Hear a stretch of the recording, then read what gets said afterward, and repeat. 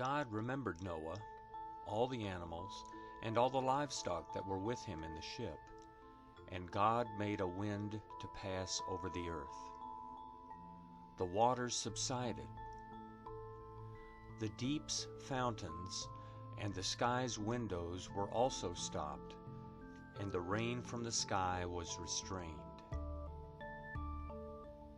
The waters continually receded from the earth. After the end of 150 days, the waters receded. The ship rested in the 7th month, on the 17th day of the month, on Ararat's mountains. The water receded continually until the 10th month. In the 10th month, on the 1st day of the month, the tops of the mountains were visible.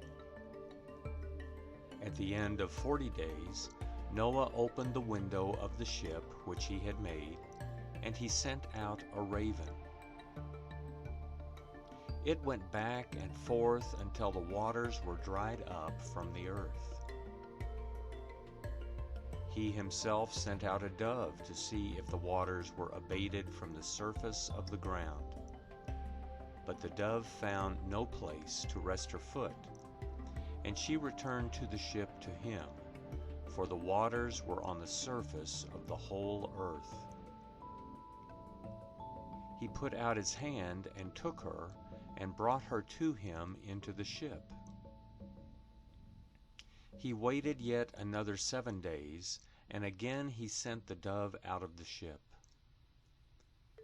The dove came back to him at evening, and behold, in her mouth was a freshly plucked olive leaf. So Noah knew that the waters were abated from the earth.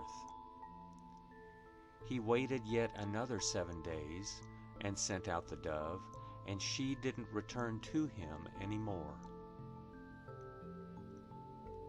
In the 601st year, in the 1st month, the 1st day of the month, the waters were dried up from the earth. Noah removed the covering of the ship and looked. He saw that the surface of the ground was dry. In the 2nd month, on the 27th day of the month, the earth was dry. God spoke to Noah, saying, "Go out of the ship, you, your wife, your sons, and your sons' wives with you. Bring out with you every living thing that is with you of all flesh, including birds, livestock, and every creeping thing that creeps on the earth, that they may breed abundantly in the earth, and be fruitful, and multiply on the earth." Noah went out with his sons, his wife, and his sons' wives with him. Every animal, every creeping thing, and every bird, whatever moves on the earth, after their families, went out of the ship.